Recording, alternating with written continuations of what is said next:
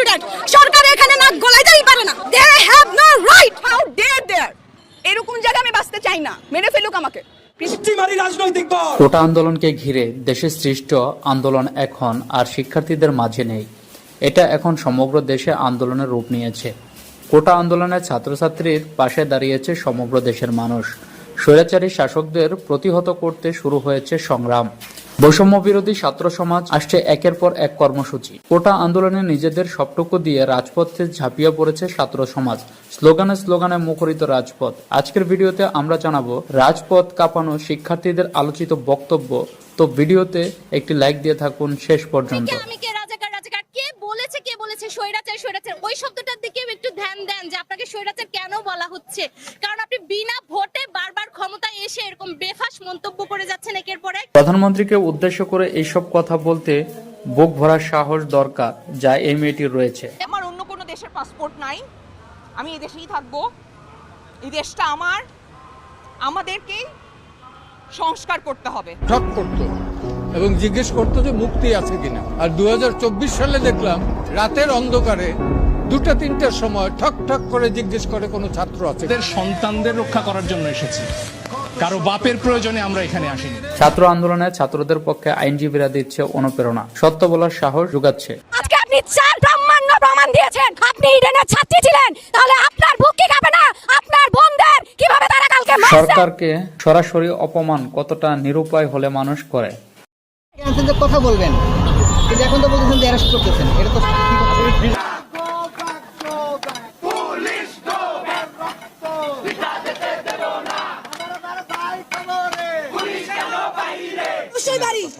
তাহলে আবার বলেন, আপনি সিনিয়র বলবেন আপনি কোন বিশ্ববিদ্যালয়ে পড়তেন? আপনি সিনিয়র বলবে আপনি কততম বিসিএস?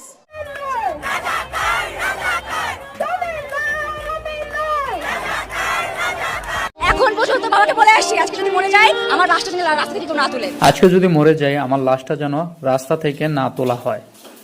কতটা অসহায় হলে মানুষ এ ধরনের কথা বলতে পারে। বোঝানোর জন্য যে ইনজুরি থেকে উঠে আসছে যে ঢাবির এখন পর্যন্ত কোনো আন্দোলন মিথ্যা যায় নাই।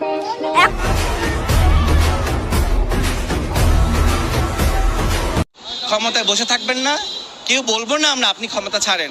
আপনার যদি মনে হয় যে ক্ষমতা ছেড়ে দেওয়ার সময় হয়েছে, ছেড়ে দিন। কতটা নির্বাক, কতটা অসহায় হলে মানুষ সরকারের পদত্যাগ দাবি করে। মেয়েটা হচ্ছে মানুষের সবচেয়ে বড় কোটা। এখনই আপনার লাভ শোনেন, কোটা দিয়ে কি হবে যদি মেয়ে না থাকে? কই অন্য দেশে তো কোটা মেট্রিক পাস করে টোকায়ের বাচ্চা আমার ভাইয়ের বুকে গুলি করছে। Tear shell, rubber bullet, original bullet, বোমা, যে যা পারছেন রাইফেল নিয়ে নামছেন। আমাদের হাতে যদি অস্ত্র উঠে আপনারা কি বাঁচবেন? একবার যদি সব স্টুডেন্ট নাইমা যায়, এইসব ছাত্রলীগ, যুবলীগ, ছাত্রদল, আরে পুলিশ কেউ থাকবে না, টিকবে না। আপনারা না বাংলাদেশে কেন কোটা থাকবে? আপনারা ভার্সিটির মানুষ, ভার্সিটির স্টুডেন্ট দেখেছেন, কলেজ আর হাই স্কুলের স্টুডেন্ট এখনো দেখেন নাই। তার কণ্ঠে সাহসী বক্তব্য প্রশংসা কুড়াচ্ছে।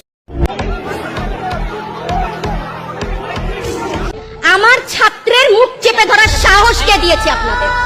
আমার ছাত্রের কলার ধরার সাহস কে দেয় আপনাদের? রাজনৈতিক দল, আমার দরকার আমাদের সন্তানদের বাঁচানো। বিশ্ববিদ্যালয়ের এই শিক্ষকের বক্তব্য শুনে মনে হচ্ছে দেশের শান্তি আসলেও দরকার। আমরা শান্তি চাই, রাজনীতি না। কি চান এই যে কোন হইতেছে? আমি চাই এই যে রক্ত ঝরতেছে, চান আপনি? চান কিনা? হ্যাঁ, আমিও চাই। বাচ্চারা তো ডাক দিয়েছে রাস্তায় নামান, এদেরকে তো আবার গুলি করবে। আমরা কি কিছু করতে পারি না?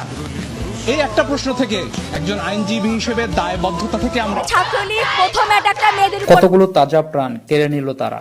কি দোষ ছিল এই সন্তানগুলো? করে হলের ভেতর থেকে সুযোগের হলের সামনে যখন আমরা ছিলাম তখন মেয়েদের উপরে সবার প্রথম অ্যাটাকটা করে। পুলিশদের ব্রেইন আছে ডিউতে পড়ার, ফাইজলামি করে তারা আমাদের সাথে। অবশ্যই বলতে পারি, সে একটা মেধাকে মারতে পারে না।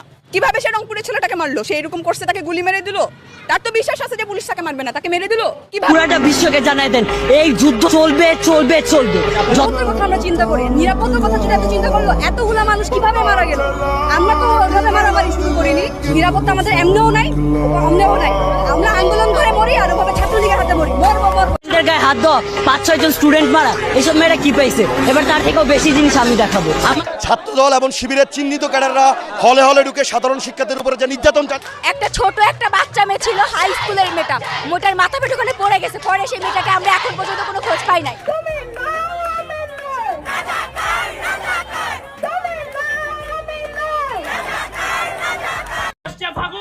আমরা হব দ্বিগুণ। আন্দোলন বন্ধ করা যাবে না, খুন করে আন্দোলন দিয়েছি তো রক্ত, রক্তের বন্যায় ভয় করি না বুলেট বোমা। কথা বলার অধিকার আছে, তারা কোর্টে আসছে, কথা বলবে, রাস্তায় দাঁড়াবে, তারা শান্তিপূর্ণভাবে যা খুশি তাই করবে, তাদেরকে বাধা দেওয়ার ক্ষমতা কারো নাই, কোনো সরকার এটা পারবে না ইনশাআল্লাহ। তো এই ছিল আমাদের আজকের আয়োজন। ধন্যবাদ সম্পূর্ণ ভিডিওটি দেখার জন্য।